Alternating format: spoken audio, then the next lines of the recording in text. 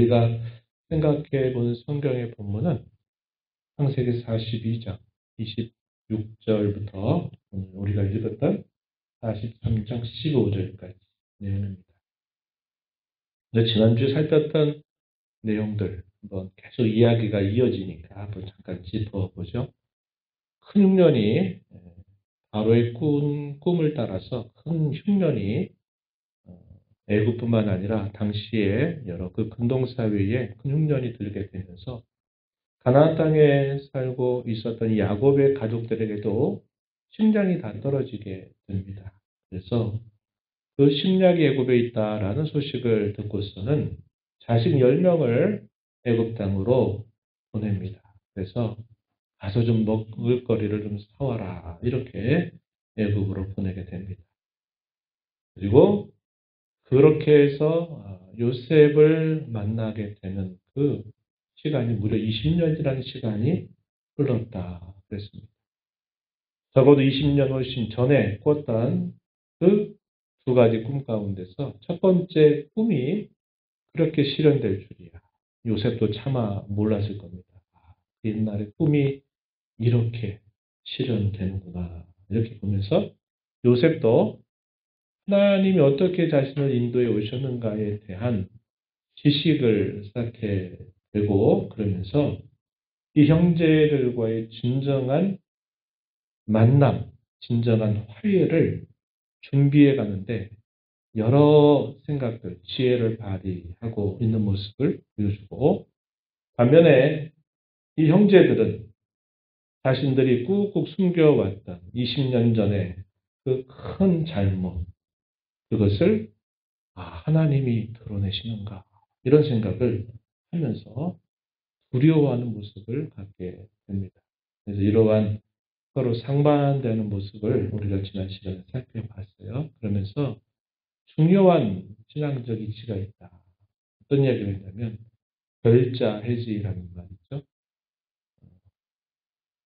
묶어둔 자가 결국은 그 묶음을 풀어야 된다. 문제를 낸 사람이 그 문제를 결국은 해결해야 된다 하는 그런 원리처럼 하나님께서 이 야곱의 12 아들을 복되게 하시려고 하나님이 그들의 숨겨졌던 죄를 이런 방식으로 드러내서 그들의 죄의 문제를 처리하도록 이끌어 가신다.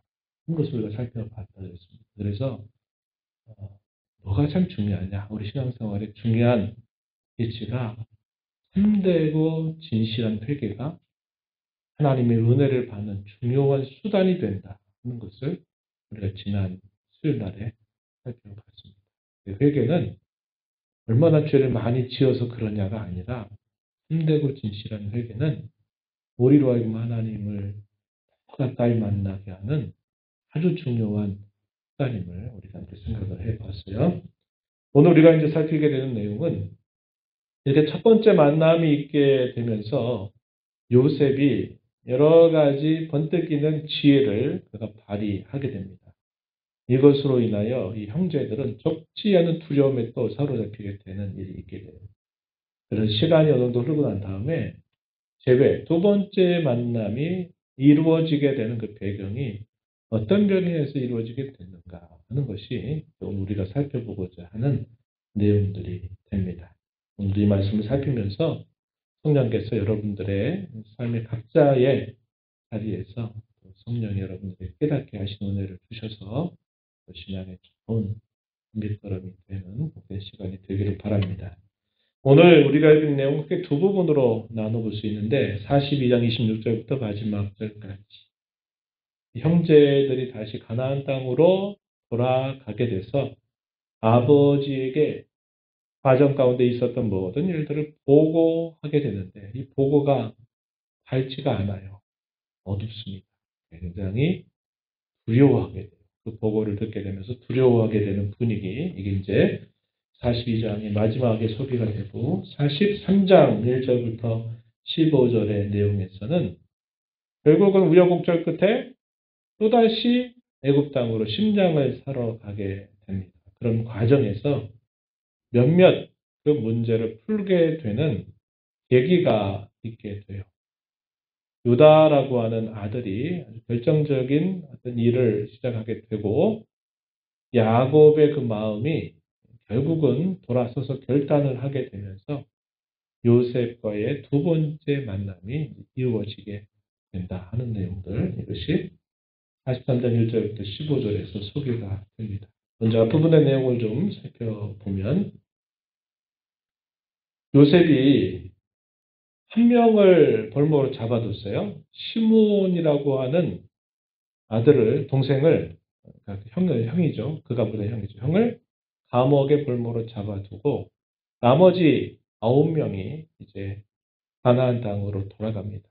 그런데 양식을 풍부하게 챙겨줍니다. 그리고 그들이 이 가나안 땅으로, 이 애굽으로부터 가나안 땅에 가는 짧지 않은 여정 가운데 필요한 길 양식, 가는 길에 필요한 양식조차도 넉넉하게 넣어주게 돼요. 그런데 하나, 뭐를 이 요셉이 종에게 명령을 하냐면, 원래 곡식을 살 때 받았던 돈 있잖아요. 그 돈을 다시 그들의 가방 속에 식량과 함께 넣어두라고 명령을 내려요.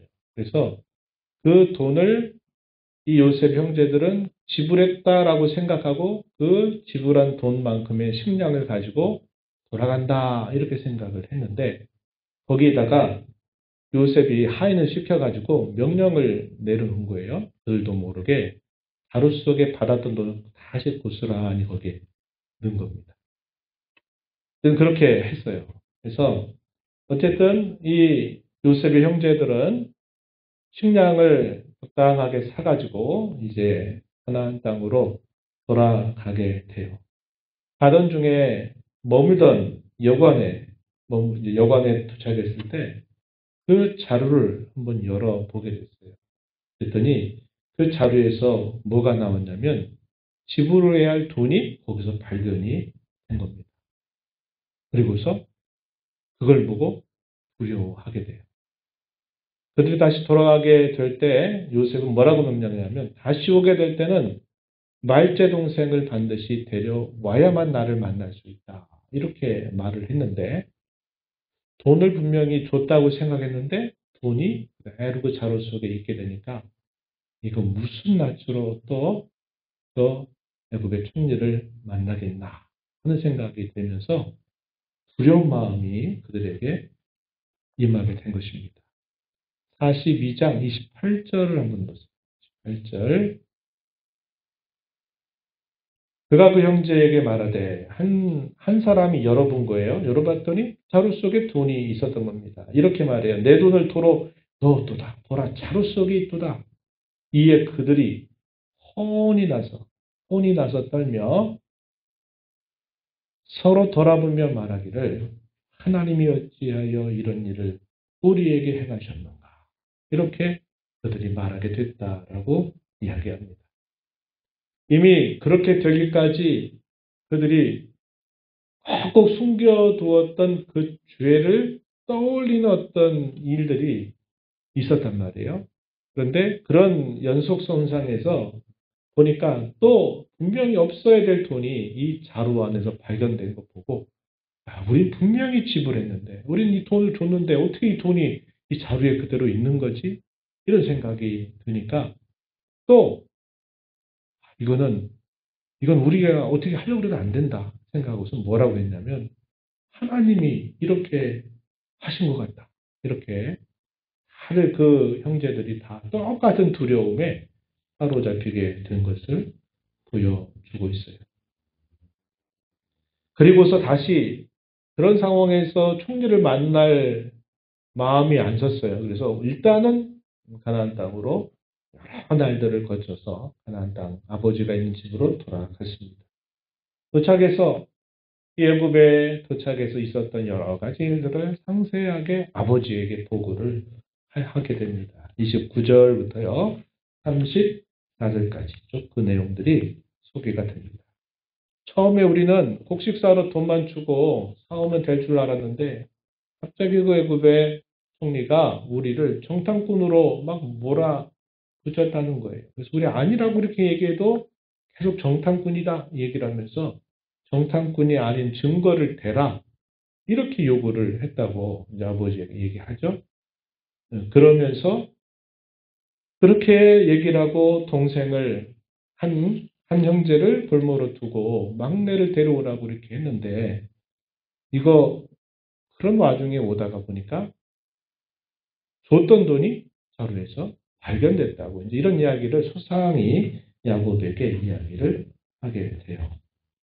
야곱이 어떻게 그 말을 듣고서는 탄식을 쏟아냅니다. 36절 한번 가서 보세요. 36절. 그들의 아버지 야곱이 그들에게 이르되 너희가 나에게 내 자식들을 잃게 하도다. 요셉도 없어졌고 시몬도 없어졌거늘 베냐민을 또 빼앗아 가고자 하니 이는 다 나를 해롭게 합니다. 지금 요셉은 이미 죽어서 잃었다고 생각하고 또 시므온은 볼모로 잡혀 있고 또 말째 이 야곱이 아끼는 막내 아들 이 베냐민까지 데려가면 이 아들 다 잃으면 어떡하냐 이러면서 이 야곱이 한탄을 하게 됩니다. 쏟아내게 됩니다. 그때 장자였던 르우벤이 나서서 아버지에게 간청을 드립니다. 뭐라고 말하냐면 아버지 이 막내를 데리고 가서 제가 반드시 데려올 테니 꼭 그렇게 해달라고 요청을 하고 만약에 내가 아버지에게로 데려오지 않게 된다면 내 두 아들을 죽여도 좋습니다. 아버지 데려가게 해야 우리가 그 총리를 만날 수 있습니다. 이렇게 아버지에게 간청을 하게 됩니다. 근데 이 르우벤은 아버지에게 아주 큰 잘못을 범했어요. 어떤 잘못을 범했느냐. 아버지의 첩이었던 첩과 더불어 관계를 맺게 되면서 아버지의 침상을 더럽히는 그러한 또 파렴치 한 죄를 범한 일이 있었죠. 이 르우벤의 말을 야곱이 듣고서는 마음이 누그러지지를 않았던 거예요. 나는 절대로 못 보낸다. 야곱이 반대를 하게 됩니다. 38절 말씀에 야곱이 이렇게 말해요. 내 아들은 너희와 함께 내려가지 못한다. 내 아들, 말째 아들입니다. 베냐민을 말해요. 너희와 함께 내려가지 못하리니 그의 형은 죽고 그만 남았습니다. 만일 너희가 가는 길에서 재난이 그에게 미치면 너희가 내 흰머리를 슬퍼하며 수월로 내려가게 함이 되리라. 말할 수 없는 슬픔을 표현하는 하나의 관용적인 표현이요. 끝부분에 표현되고 있는 말입니다. 야곱은 그 말을 들어도 승낙을 할 수가 없었던 거예요. 그런데 그때가 7년 이 흉년 가운데서 몇 년째 이제 들어서는 거냐면 10년, 2년째 들어섰어요. 앞으로 몇 년이 더 남았어요. 5년의 흉년이 더 극심한 흉년이 남아있단 말이에요. 45장 6절 말씀에 보면은 이러한 일련의 사건들이 일어났던 때가 흉년 제 2년째예요. 2년째. 45장 6절 한번 보세요. 요셉이 하는 말입니다. 이 땅에 2년 동안 흉년이 들었으나 아직 5년은 밭갈이도 못하고 추수도 못한다. 이렇게 요셉이 형제들에게 한 말이에요. 그러니까 이러한 사건들이 있게 된 것이 7년 중에 2년째니까 앞으로 더 극심한 그런 흉년이 기다리고 있는 한 겁니다. 야곱은 반대를 했지만 근데 어떻게 해요? 먹을거리가 이제 다 떨어졌지 않았겠습니까? 떨어지니까 먹고 살아야 되면 식량은 어디서 구할 길이 없고 어쩔 수 없어요. 이 애국으로 내려가지 않으면 음식을 구할 수가 없는 겁니다. 만약에 이것에 대하여 지체하지 않고 이 일들을 계속했더라면 이 유다가 하는 말이 2번이나 더 다녀왔을 것입니다. 라고 말하니까 야곱이 상당히 오랜 시간 동안 계속 안 돼. 안 돼. 난 절대로 그렇게 할 수 없다. 이렇게 고집을 오랫동안 부렸다는 것을 알게 돼요. 2번씩이나 가까울 만큼의 시간 동안 야곱은 아무런 행동을 취하지 않고 절대로 보낼 수 없다. 이렇게만 고집을 했던 것입니다. 시간이 흘렀어요. 이때 요셉은 어땠을까요? 요셉은 기다렸겠죠. 아침마다 기다렸고 계속 시간마다 언제 형제들이 오는가를 기다렸을 겁니다. 저녁에도 기다렸고 학수고대란 말이죠. 간절하게 형제들이 돌아오기를 기다리고 또 기다리고 또 기다렸을 거예요. 그때 이 시간이 무려 상당한 시간이 흘러간 겁니다. 요셉의 이 기다림도 아주 간절했을 거예요. 왜 안 오나? 무슨 일 때문에 안 오나? 도대체 어떻게 된 건가? 죽었나? 살았나? 막 이제 이런 별별 생각들이 다 들 만한 시간이 흘러가게 된 겁니다. 마침내 야곱은 결단을 내리지 않을 수 없는 그런 상황이 됐어요. 왜냐하면 이제 그야말로 먹을 것이 하나도 없는 상황이 되어 버리니까 이제 야곱이 다시 자식들에게 말합니다. 다시 가서 양식을 조금 사와라. 이렇게 다시 자식에게 말을 하게 되죠. 그때 누가 나섰느냐면 유다가 이제 나섰습니다. 유다가 나서가지고 유다가 이렇게 말해요. 3절 보시면 43장 3절 그 사람이 우리에게 엄히 경고하여 이르되 너희 아우가 너희와 함께 오지 않으면 너희가 내 얼굴을 보지 못하리라 하였으니 아버지께서 우리 아우를 우리와 함께 보내시면 우리가 내려가서 아버지를 위하여 양식을 사오겠지만 아버지께서 만약에 이 막내 동생을 보내지 않으신다면 우리는 내려갈 수 없습니다. 왜냐하면 절대로 함께 오지 않는 한 얼굴을 볼 수 없겠다고 말했기 때문입니다. 이렇게 유다가 다시 한번 그 얘기를 건네게 됩니다. 야곱이 또다시 원망하게 돼요. 도대체 너희가 왜 그렇게 하여서 왜 그러한 이야기들을 자세하게 하나하나 조곤조곤 다 그 사람에게 말해가지고 나를 이렇게 괴롭게 하느냐. 이렇게 또 원망을 하게 됩니다. 6절에 그렇게 표현되고 그랬더니 왜 그렇게 할 수밖에 없었는지에 대해서 이제 대답을 다시 야곱에게 하는 거예요. 그 사람이 하나하나 자세하게 이것저것을 다 묻고 하다 보니까 답변을 하게 됐는데 이렇게 될 줄 우리가 어떻게 알았습니까, 아버지? 저희도 이렇게 될 줄 몰랐습니다. 이렇게 이제 답변을 하게 된 겁니다. 그러면서 유다가 또 나서서 하기를 저 막내 동생이 나와 함께 가게 하신다면 우리가 분명히 갈 것입니다. 그리고 분명히 막내 동생을 뜻이 데리고 올 것입니다. 내가 그를 위해서 담보가 되겠습니다. 이렇게 표현을 했어요. 이 구절을 보세요. 구절 말씀만 보십시오. 내가 그를 위해 담보가 되오리니 아버지께서 내 손에서 그를 찾으소서. 내가 만일 그를 아버지께 데려다가 아버지 앞에 두지 아니하면 내가 영원히 죄를 짓는 것이 될 것입니다. 이렇게 말하면서 이 유다가 한 말, 10절에 뭐라고 말해요? 지체하지 않았더라면 두 번이나 갔다 왔을 정도의 시간이 흘렀습니다. 아버지, 이제는 다녀오게 해달라라고 유다가 이야기를 한 겁니다. 그 말을 듣고서는 이제 야곱도 더 이상의 선택의 여지가 없다. 굶어 죽을 수는 없으니까 이 유다의 말을 듣고서는 야곱이 결단을 내리게 됩니다. 어떤 결단을 내리는가? 우리가 읽었던 말씀의 내용이에요. 11절 이렇게 야곱이 이제 아들들에게 하는 말입니다. 철저하게 준비시켜요. 왜냐하면 그때 돈이 들어왔기 때문에 이것을 가지고 또 문책할 수 있으니까 그 돈의 2배씩을 자루에 넣게 하고 이 가나안 땅에서 나는 진귀한 그런 물건들 이것들을 선물로 준비해서 예물로 드리라고 야곱이 명령을 내립니다.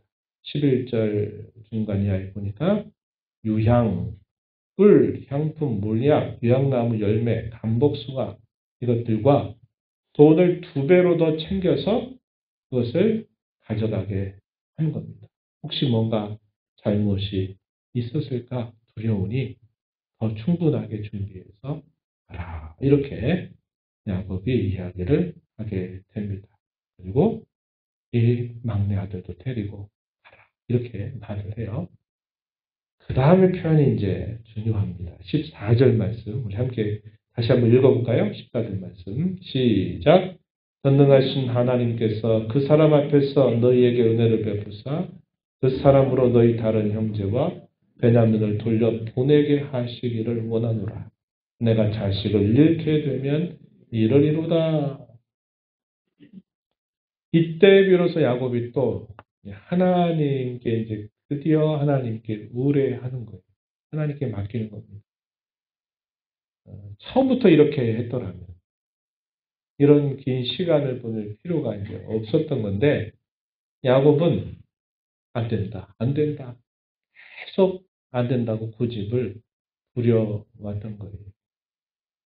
야곱도 이제 상황적으로는 식량이 없으니까 반드시 식량을 구해야 되고 베냐민에 이어서 유다도 내가 산보를 분명히 할 테니까 아버지 말제와 다녀오게 해달라고 내가 분명히 이 일에 책임을 지겠다고 이렇게 말을 하니까 이 야곱의 마음이 바뀌게 된 겁니다.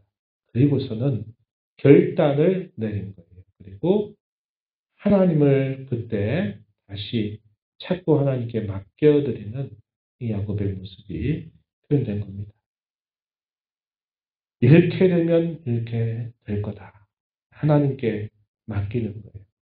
지나왔던 그의 세월 속에 보면은 어땠습니까? 우리가 이 야곱의 그 어린 시절부터 쭉 살펴오면서 보세요. 야곱은 하나님을 잊고 살았어요. 그런데 위기의 때마다 하나님이 야곱을 먼저 찾아와서 야곱에게 말씀하시고 그리고 야곱의 뒤치다거리를 하나님이 다 그걸 챙겨서 그를 전적으로 위하시면서 이 야곱을 돌봐주신 일을 하셨던 거예요. 이 야곱도 참 그렇죠? 참 어리석어요. 그죠? 그런 일을 많이 겪고 그렇게 나이가 들었음에도 불구하고 여전히 그런 많은 경험을 했어도 야곱 역시 여전히 인간적인 냄새가 물씬 풍겨나는 그런 신앙의 모습임을 또 보여주고 있는 겁니다. 안 되겠다 싶으니까 이제 결국 마지막까지 기다리다 고집부리다가 결국은 이제 그때 하나님께 맡겨드리면서 그래 그래 하나님이 옛적에도 정말 안 될 것 같은 상황 속에 나를 이렇게 도와서 여기까지 하나님 인도하셨으니 그래, 이것도 내가 어떻게 할 수 있는 일이 아니다. 하나님께 맡겨드리는 결단을 내리게 되면서 마침내 이 야곱의 아들들이 먼 길을 떠나서 결국 다시 이 애굽의 총리, 자기 동생 앞에 다시 서게 된 겁니다. 15절 우리가 읽었던 말씀 다시 보면 그 형제들이 예물을 마련하고 갑절의 돈을 자기들의 손에 가지고 베냐민을 데리고 애굽에 내려가서 요셉 앞에 섰다. 이게 두 번째 만남이에요. 이때 비로소 야곱의 12 아들들이 다 만나게 되는 장이 마련됩니다. 그리고 또 한 번의 이 요셉의 번뜩이는 기질을 발휘하는 사건이 또 한 번 있게 돼요. 이제 우리가 다음에 좀 살펴보도록 하고요. 이 요셉이 이렇게 하는 것은 형제들을 괴롭히려고 내가 그동안 당했던 거 한번 당해봐라 이런 뜻이 아니고 이 형제들로 하여금 옛적의 그런 잘못에 대해서 그들이 잘못을 알고 그것에 대하여 하나님 앞에 돌이켜서 새롭게 하여서 진정한 화해를 이루고자 하는 그런 마음이 있었던 거예요.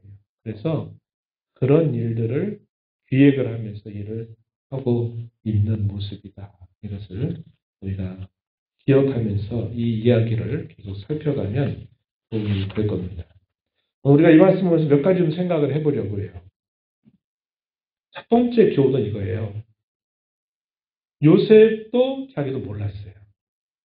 20년 훨씬 전에 꿨던 그 꿈이 그냥 하도 그 꿈이 좀 너무 신기하고 너무 선명해서 이런 꿈을 꿨다고 형제들한테 얘기했는데 그게 이제 밉보이게 되면서 참 많은 우여곡절들을 겪어왔던 거예요. 그래서 사실 요셉도 그 꿨던 꿈 때문에 미움을 받아가지고 그가 이런 일 저런 일 겪게 되면서 사실은 그 꿈이 어떻게 이루어질까에 대해서는 생각하지 못했을 거예요. 그런데 자기가 갑자기 애굽의 총리가 되고 또 그 기근이 애굽뿐만 아니라 그 가나안을 포함해서 그 근동 사회의 기근이 극심하게 임하게 되면서 형제들이 찾아오게 된 순간 이 요셉은 깜짝 놀라게 됐을 거예요. 그러면서 하나님의 섭리에 대한 그 생각이 이제 깊어지기 시작했을 것이다. 우리가 충분히 가늠할 수 있는 부분인데요. 하나님의 섭리를 아는 사람, 그리고 그 섭리를 신뢰하는 사람과 하나님의 섭리를 알지 못하는 사람, 그것을 신뢰할 수 없는 사람 사이에 차이가 여러분 잘 보여요? 차이가 너무 크죠? 그렇죠? 요셉은 하나님이 나를 이렇게 인도해 오셨구나. 내가 이런저런 일들을 억울하게 당해서 너무 힘들었는데, 지나고 나서 보니까 하나님이 이런 일을 위해서 나를 이렇게 연단하신 거구나 하는 것을 요셉이 발견하면서 요셉의 신앙이 깊어져요. 하나님의 섭리에 대한 그의 신앙이 깊어지게 되면서 하나님이 자신에게 꾸게 하셨던 꿈을 이렇게 하나님이 이루시는구나 하면서 깜짝 놀랐을 거예요. 요셉은 이런 모든 일들을 자기가 경험하고 알고 있어요. 그런데 이 요셉의 다른 형제들은 그것을 전혀 알지 못해요.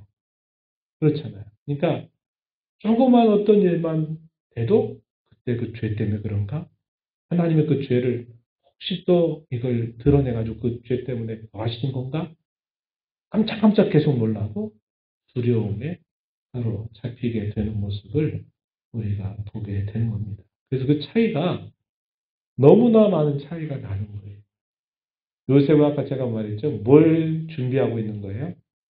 형제들과 진정한 화해와 진정한 만남을 준비하기 위해서 형제들에게 이런저런 일들을 기획해서 행하고 있는 것이고 그 형제들은 과거의 그 범한 잘못 때문에 계속 뭐만 되면 그 생각이 떠올라가지고 계속 두려워하고 더 힘들어하는 모습을 우리가 보게 되는 겁니다. 이 모든 일들을 이끌어 가시는 하나님, 또 그 일들을 알지 못하는 우리가 마치 이런 큰 차이를 가질 수 있겠다. 이런 생각을 해보게 되는 겁니다.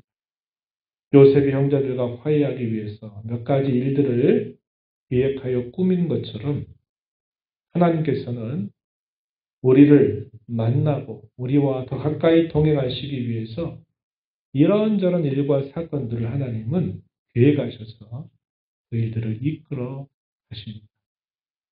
근데 우리는 도대체 이런 일이 왜 내게 생겼는지를 전혀 알지를 못해요. 마치 요셉과 그의 형제들이 느끼는 그 상황에 대한 그 너무나 큰 차이처럼 하나님도 저와 여러분을 더 가까이 만나시고 더 가까이 저와 여러분과 동행하시기 위해서 이런저런 일들을 하나님이 주장하신다는 거예요. 우리 살아가는 삶 속에 크고 작은 여러 가지 일들이 우리에게는 불현듯 일어나는 것처럼 보이지만 하나님은 어떤 목적으로 우리를 더 가까이 만나시기 위해서 우리와 더 가까이 동행하시기 위해서 하나님은 이런저런 일들에 우리의 삶 속에서 그것들을 일으키신다는 거예요. 우리가 어떤 마음을 가져야 될까요? 하나님을 가까이 모시고 사는 것만큼 확실하고 든든하고 좋은 복이 없다 하는 것을 우리는 다시 이야기를 통해서 교훈을 받게 되는 겁니다. 우리 주일날 나눴던 말씀처럼 아삽이 처음부터 그런 고백을 한 것은 아니죠. 그러나 그가 어떤 계기들을 건너가면서 그 계기를 통해서 그가 하나님을 향하여 그렇게 고백하는 거예요. 여호와를 가까이 하는 것이 내게 복이라. 이렇게 고백했던 것처럼 이 우리의 삶 속에도 마찬가지라는 거예요. 하나님을 가까이 모시고 살아가는 사람은 우리에게 어떤 일들이 일어나는지 알지 못해도 우리가 그분 안에 있으면 가장 안전하고 가장 확실하고 가장 든든하다 하는 것을 알게 돼요. 그래서 우리는 어떤 이런저런 일을 만나게 되더라도 우리 성도는 더 가까이 하나님 앞에 나아가는 삶을 살아야 된다는 거예요. 이렇게 여러분 어르신들 퀴즈를 많이 해보셨죠? 그죠? 곡식도 이렇게 가는 퀴즈를 하면 어떻게 합니까? 진짜 곡식들은 퀴즈를 할수록 어디로 와요? 가까이 이렇게 안으로 모아지고 뚝정이 같은 것들은 퀴즈를 되면 바람 불로 날아가게 돼 있어요. 성도는 이런저런 어려운 일들을 만나게 될 때 어떻게 해야 되느냐? 가까이 그분에게 붙여가는 삶을 살아가야 된다는 거예요. 이것이 성도에게 진정한 복이다 하는 것을 우리가 교훈받게 되고요. 두 번째는 요셉이 형제들을 기다리는 마음처럼 하나님은 언제나 우리를 기다리시는 분이시다. 하나님 마음을 우리가 잘 알아들이면서 살아가자는 거예요. 요셉은 아까 이야기했죠? 언제나 형들이 다시 돌아오려나. 언제나 진짜 내 동생 베냐민은 언제 데리고 오려나. 아침이 되면 혹시 또 오지 않을까. 또 멀찍이 쳐다보고 하인들한테 물어서 혹시 누가 찾아오는 사람 없더냐. 또 물어봤을 것이고.